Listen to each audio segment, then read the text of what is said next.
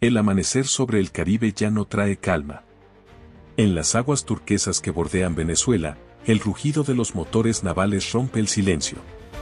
El USS Iwo Jima, un imponente buque de asalto anfibio de la Armada estadounidense, avanza acompañado por el USS San Antonio. Juntos, forman una línea de bloqueo que pocos se atreverían a desafiar. En los cielos, los cazas furtivos F-35 y los drones MQ-9 Reaper patrullan sin descanso, dibujando un mapa invisible de vigilancia. El Caribe, escenario de piratas y guerras del pasado, se convierte ahora en el epicentro de una nueva confrontación. Una lucha que enfrenta a Washington con el régimen de Nicolás Maduro. Según fuentes de Reuters, DW y Defense News, el expresidente Donald Trump habría dado luz verde a una operación militar secreta. La Operación Iron Tide, Marea de Hierro. Un despliegue anfibio destinado a desmantelar las estructuras de poder del régimen venezolano y poner fin, por la fuerza, a años de tensión regional. Fuentes internas aseguran que la CIA, el Pentágono y el Comando Sur trabajan en plena coordinación. Los canales diplomáticos se han agotado. La ventana para la negociación, dicen, se ha cerrado. Y en los pasillos del poder, una frase comienza a repetirse con inquietud. El Caribe ya no es un mar tranquilo. La historia parece repetirse. Hace más de 3 décadas, en 1989, Estados Unidos llevó a cabo la Operación Causa Justa en Panamá, una invasión que puso fin al régimen de Manuel Noriega. Hoy, el eco de aquella intervención resuena en los pasillos del Pentágono. La diferencia es que esta vez, el enemigo está mejor preparado y el tablero geopolítico es mucho más complejo. Venezuela no es un actor aislado. Cuenta con el respaldo explícito de Rusia, Irán y, en menor medida, China. Moscú ha suministrado armamento antiaéreo S-300 y entrenadores militares. Teherán, combustible y asesoría en inteligencia. Y Pekín, inversiones estratégicas en el sector energético y minero. Maduro, aislado por las sanciones occidentales, ha tejido una red de alianzas que le permite resistir. Pero a costa de convertir a Venezuela en un punto de fricción entre potencias. Un terreno donde la geopolítica global se condensa en un solo escenario. El Caribe. Durante los últimos meses, los satélites de la US Space Force han detectado movimientos inusuales cerca de la costa venezolana. Bases militares reactivadas, actividad de radar constante y ejercicios de defensa aérea cerca de Puerto Cabello y La Guaira. En respuesta, el Comando Sur de Estados Unidos ha movilizado unidades desde bases en Florida, Puerto Rico y Curazao.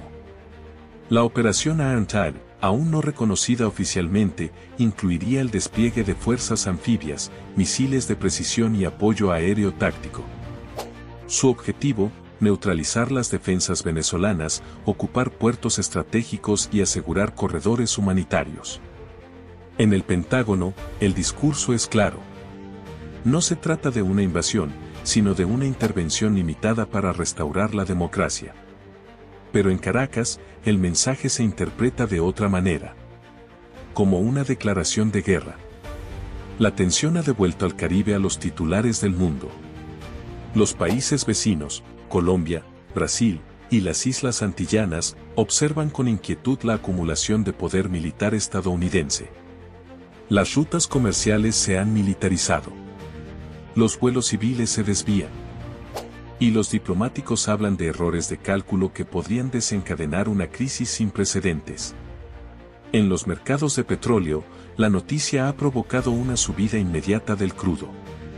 El miedo a un bloqueo del Golfo de Paria, clave para las exportaciones venezolanas, hace temer una nueva ola de inestabilidad global. Mientras tanto, en Washington, algunos miembros del Congreso advierten que una acción militar abierta podría convertir a América Latina en el nuevo epicentro de la confrontación entre grandes potencias. Otros, en cambio, lo ven como un paso inevitable. El Caribe ya no está en calma. El USS Iwo Jima y los F-35 esperan la orden. Y el mundo, una vez más, contiene la respiración. Las órdenes llegaron en silencio. En la base naval de Norfolk, Virginia, los marines del 26ª Marine Expeditionary Unit fueron convocados a medianoche. Ningún comunicado oficial, ninguna rueda de prensa.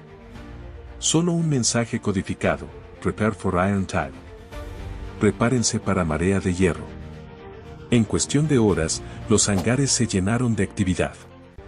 Vehículos blindados LAV-25, helicópteros A-1Z Viper y unidades de asalto anfibio AAV-7 comenzaron a embarcarse en el USS Iwo Jima. El buque insignia del grupo anfibio estadounidense partió con destino al Caribe acompañado de escoltas y destructores equipados con misiles Tomahawk. Fuentes del Pentágono señalan que el objetivo principal sería establecer una zona de exclusión marítima y aérea alrededor de la costa venezolana. Una maniobra destinada a aislar militarmente a Maduro y forzar una rendición negociada antes de una ofensiva mayor. Pero la historia enseña que los bloqueos rara vez permanecen limitados. Desde el aire, los drones AMQ-ANAN Reaper patrullan el norte de Venezuela. Sus sensores infrarrojos captan movimientos en las bases de La Orchila, Puerto Cabello y Maracay.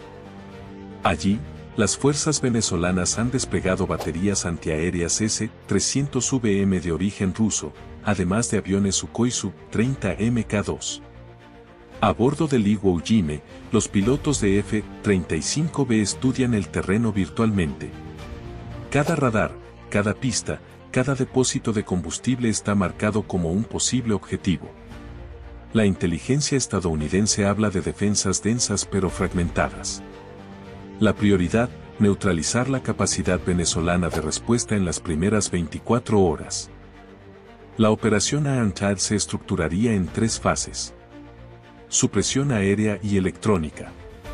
Los F-35B lanzarían ataques de precisión contra radares, sistemas S-300 y centros de mando. Desembarco limitado. Tropas anfibias tomarían puertos estratégicos, probablemente en Punto Fijo o Puerto Cabello, para asegurar corredores humanitarios y rutas logísticas. Estabilización política. Con apoyo de aliados regionales y organizaciones internacionales, Washington buscaría instalar un gobierno de transición. Sin embargo, analistas advierten que un plan así, aunque meticulosamente diseñado, podría desatar una tormenta regional de consecuencias imprevisibles. En Caracas, el presidente Nicolás Maduro aparece en televisión nacional con uniforme militar. Flanqueado por altos mandos y banderas, acusa a Estados Unidos de preparar una agresión imperialista. Declara la alerta máxima en todas las unidades del ejército bolivariano y moviliza a las milicias populares en las principales ciudades. No nos rendiremos. Si quieren invadir, tendrán que pisar tierra venezolana y sentir la respuesta del pueblo. En paralelo, Rusia y China emiten comunicados expresando su preocupación profunda y llamando a Washington a la moderación. Moscú anuncia ejercicios navales conjuntos con Venezuela en el Golfo de Paria, mientras un avión de transporte Il-76 aterriza discretamente en Maiquetía con material técnico no especificado. Teherán, por su parte, ofrece enviar combustible y drones de reconocimiento. Y en La Habana, los asesores militares cubanos, presentes en Venezuela desde hace años, refuerzan las medidas de defensa interna. La alianza antiestadounidense se reactiva. Y el Caribe vuelve a ser el tablero de una guerra fría que creíamos enterrada. Los analistas advierten que una intervención mal calculada podría derivar en una escalada fuera de control. El Caribe, una región densamente poblada y plagada de rutas comerciales, no ofrece margen de error. Un dron derribado, un radar confundido, una fragata mal identificada, bastaría para encender la chispa. El almirante John Aquilino, jefe del Comando Indo-Pacífico, advirtió en una sesión cerrada del Congreso: si Venezuela responde con fuego y Rusia se involucra, estaríamos ante el conflicto más grave en el hemisferio occidental desde la crisis de los misiles de 1962. Washington, consciente de ese riesgo, intenta proyectar calma. Pero las imágenes satelitales muestran lo contrario. Cada semana llegan más barcos, más aviones, más soldados. El Iwo Jima no está solo, el USS Bataan, el USS San Antonio y el USS Carter Hall se han sumado a la operación. La flota anfibia estadounidense está en pleno despliegue. Las islas del Caribe comienzan a sentir el impacto. En Curazao, las fuerzas neerlandesas se coordinan con el Comando Sur para proteger su espacio aéreo. En Trinidad y Tobago, los precios del combustible se disparan ante el temor de un bloqueo. En Colombia, miles de refugiados intentan cruzar la frontera, temiendo una guerra abierta. Mientras tanto, los radares venezolanos detectan ecos extraños sobre el Caribe central. Son los F-35 en modo sigiloso, volando a gran altitud. No hay disparos, no hay enfrentamiento directo, todavía. Pero en los mapas de los mandos militares, las líneas rojas ya se tocan. La operación Iron Tide aún no ha comenzado oficialmente. Pero la tormenta ya está formándose. Y cuando empiece, será demasiado tarde para detenerla. El Caribe se tensa como una cuerda a punto de romperse. El mundo observa, conteniendo el aliento, el retorno de la historia a sus aguas calientes. Antes de que suene el primer disparo, la guerra ya ha comenzado. No en los mares ni en los cielos, sino en el espectro invisible de las redes, los satélites y las ondas de radio. Durante semanas, los sistemas de comunicación en el norte de Venezuela sufren interferencias. Las transmisiones militares se interrumpen. Los radares detectan señales falsas, ecos fantasma, aviones inexistentes, flotas que aparecen y desaparecen. La guerra electrónica se ha activado. Fuentes de inteligencia citadas por Defense News confirman que Estados Unidos ha desplegado unidades EC-130H Compass Call, especializadas en neutralizar sistemas de mando y control enemigos. Su misión, cegar y confundir al adversario antes de que pueda responder. En paralelo, hackers vinculados al Cyber Command estadounidense inician una serie de ciberataques coordinados. Los objetivos, redes eléctricas, bancos estatales y los centros de datos del Ministerio de Defensa venezolano. Durante unas horas, Caracas se queda sin conexión a Internet.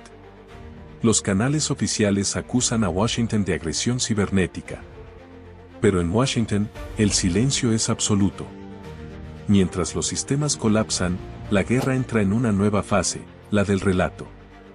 En las redes sociales, hashtags como #Iron Tide y #Hands Off Venezuela se convierten en tendencia global. Cuentas vinculadas a ambos bandos difunden imágenes, muchas falsas, otras verdaderas. Videos de supuestos bombardeos circulan por TikTok y Telegram antes de ser desmentidos. El caos informativo se convierte en arma. En Miami, canales de televisión exiliados anuncian la inminente caída del régimen. En Moscú, RT emite reportajes que muestran a niños venezolanos preparándose para resistir la invasión. Y en Bruselas, los portavoces de la Unión Europea piden prudencia y verificación de la información antes de difundirla. La guerra del siglo XXI no se libra solo con misiles, sino con narrativas. Y en ese campo, la verdad es la primera víctima. En la sede de las Naciones Unidas, el Consejo de Seguridad se reúne de urgencia. Rusia y China acusan a Estados Unidos de violar la soberanía venezolana. Washington responde invocando el derecho a proteger ante un régimen que considera ilegítimo y represivo. El debate se prolonga durante horas, sin resolución. Cada veto refuerza el bloqueo diplomático. La OEA, dividida, no logra una posición común. Brasil y Colombia respaldan tácitamente la presión estadounidense, mientras México y Argentina abogan por la mediación. En Europa, los gobiernos se muestran cautelosos. Apoyan las sanciones, pero rechazan la intervención armada. Y mientras el mundo discute, la flota estadounidense sigue avanzando. El impacto económico es inmediato. El precio del barril de petróleo supera los $130. Las bolsas latinoamericanas caen en picado. En Caracas, las filas frente a las gasolineras se alargan por kilómetros. El bloqueo naval impide la llegada de combustible iraní y el país se sumerge en un nuevo apagón. La inflación, ya descontrolada, se dispara. Los alimentos básicos escasean. Las fábricas cierran. Y cientos de miles de venezolanos emprenden una nueva ola migratoria hacia Colombia, Ecuador y Perú. El gobierno de Maduro responde con propaganda y represión. Los medios estatales muestran imágenes de desfiles militares, mientras los ciudadanos apenas consiguen electricidad o agua. La sensación de aislamiento crece. Venezuela se ha convertido en una fortaleza sitiada. En el otro extremo del continente, la CIA refuerza su presencia en el Caribe. Agentes encubiertos operan desde bases en República Dominicana, Aruba y Puerto Rico. Su misión, localizar a altos funcionarios del régimen y sabotear la cadena de mando. Informes filtrados por Reuters hablan de operaciones clandestinas para contactar a oficiales venezolanos dispuestos a desertar. Washington busca fracturar el poder interno de Maduro sin necesidad de una invasión total. Pero en Caracas, el Servicio Bolivariano de Inteligencia, SEBIN, responde con detenciones masivas. Cientos de militares son arrestados bajo sospecha de traición a la patria. El clima de paranoia se extiende. Cada llamada, cada mensaje, cada movimiento es vigilado. La frontera entre enemigo interno y externo se difumina. La tensión alcanza su punto máximo cuando, el 17 de agosto, un dron no identificado explota cerca de la base aérea de Maracay. Maduro acusa directamente a Estados Unidos. Washington no niega. Pero las imágenes satelitales muestran actividad inusual en la zona, columnas de humo, movimiento de tropas, aviones en alerta. Esa misma noche, los radares del Iwo Jime detectan el lanzamiento de un misil antiaéreo desde la costa venezolana. No impacta en ningún objetivo, pero la señal es clara. La línea se ha cruzado. El Caribe, una vez más, se convierte en el escenario de una confrontación global. No hay declaración oficial de guerra, pero las hostilidades han comenzado. La guerra invisible se ha vuelto real. Los satélites arden, las redes mienten y los mares se llenan de fuego. En el Caribe, el futuro del hemisferio se decide en silencio, a la sombra de la operación Iron Tide. El amanecer del 19 de agosto fue distinto. El mar Caribe, normalmente tranquilo, temblaba bajo el rugido de los motores a reacción. Desde el horizonte, el USS Gerald R. Ford se preparaba para lanzar su primera misión de combate. El aire olía a tensión, a historia en marcha. En la cubierta, decenas de cazas F/A-18 estaban listos. Los pilotos recibieron la orden con una frase breve, casi fría. Operación Iron Tide. Objetivo, neutralizar capacidad aérea hostil. El cielo se llenó de rugidos metálicos. Era el comienzo de una ofensiva quirúrgica, diseñada para destruir las defensas venezolanas sin pisar su suelo. Pero incluso la precisión tiene un precio. A las 4:32 de la madrugada, los primeros misiles Tomahawk cruzaron el cielo sobre el Golfo de Paria. Sus blancos, radares, depósitos de combustible y pistas militares. Explosiones iluminaron la costa de Puerto La Cruz, visibles incluso desde Trinidad y Tobago. Las cámaras de seguridad grabaron el destello, y en segundos las imágenes inundaron las redes sociales. El Ministerio de Defensa venezolano respondió con un comunicado urgente. La patria está siendo atacada. Defenderemos cada palmo de nuestro suelo. Las sirenas sonaron en Caracas. Las unidades antiaéreas sigla S fueron activadas. Varios misiles fueron lanzados hacia el mar, sin éxito. Pero el mensaje era claro, Venezuela no se rendiría. Mientras caían los primeros misiles, en Nueva York, el Consejo de Seguridad de la ONU se reunió de emergencia. El embajador ruso denunció una agresión sin justificación. Estados Unidos respondió invocando el derecho a la defensa ante el narcoterrorismo. China pidió un alto el fuego inmediato. La Unión Europea, dividida, se limitó a pedir contención. Pero el reloj ya había avanzado demasiado. En cuestión de horas, Rusia envió un convoy de ayuda militar desde Kaliningrado hacia Cuba, con sistemas de defensa S-400 de carácter disuasivo. Moscú no buscaba una guerra directa, pero enviaba un mensaje: no toquen nuestra esfera de influencia. Washington interpretó el gesto como provocación. El Caribe se convertía oficialmente en un tablero de guerra fría del siglo XXI. En Caracas, el caos era total. Los barrios del oeste quedaron sin luz. Las comunicaciones fallaban. Miles de personas buscaron refugio en iglesias y estaciones de metro. El presidente Maduro apareció en televisión con uniforme militar, flanqueado por sus generales. Su voz temblaba. El enemigo nos subestima. Pero la revolución no se rinde. Fuera del palacio presidencial, la realidad era otra. Columnas de humo se alzaban sobre las bases de Maracay y La Guaira. Los hospitales colapsaban. Y los rumores de un golpe interno crecían cada hora. De acuerdo con Reuters, un grupo de oficiales de alto rango había iniciado contactos con la CIA a través de intermediarios en Bogotá. El objetivo: garantizar una transición pacífica a cambio de inmunidad. Pero nadie confiaba en nadie. La paranoia lo devoraba todo. En Washington, la Casa Blanca celebraba una reunión de crisis. Trump declaró ante las cámaras: no buscamos una guerra, buscamos justicia. Sus palabras resonaron con fuerza, pero también con miedo. Las imágenes de niños venezolanos huyendo de los bombardeos provocaron indignación mundial. Miles protestaron frente a embajadas estadounidenses en América Latina y Europa. En Moscú, Putin compareció con tono severo: cualquier ataque contra nuestros aliados será considerado un acto hostil. Aunque no mencionó directamente a Venezuela, el mensaje estaba dirigido a la Casa Blanca. El espectro de una confrontación global ya no era teórico. El 23 de agosto, un evento cambió el rumbo del conflicto.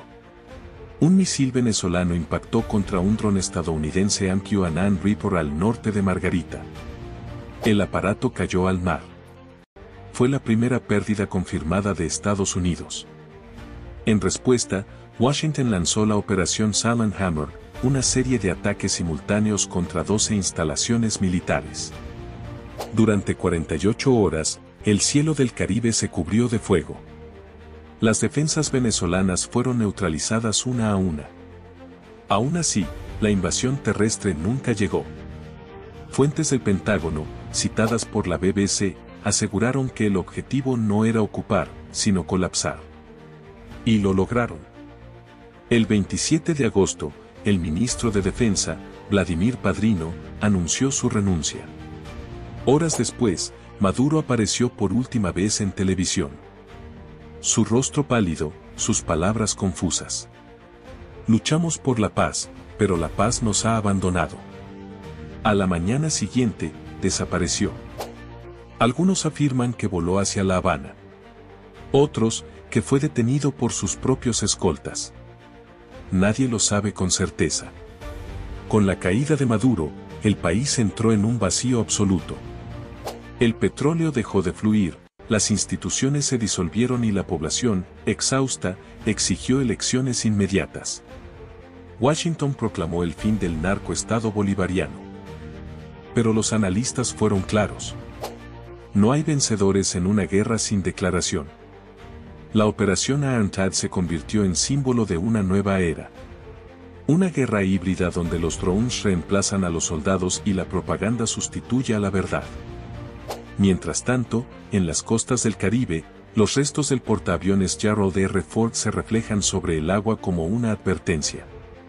El mar parece tranquilo, pero todos saben que bajo su superficie el rugido aún no ha callado. Audífonos, y así termina una de las crisis más peligrosas del siglo XXI. Un enfrentamiento que cambió el equilibrio de poder en América Latina. Y demostró que, incluso sin invasión, una nación puede ser destruida desde dentro.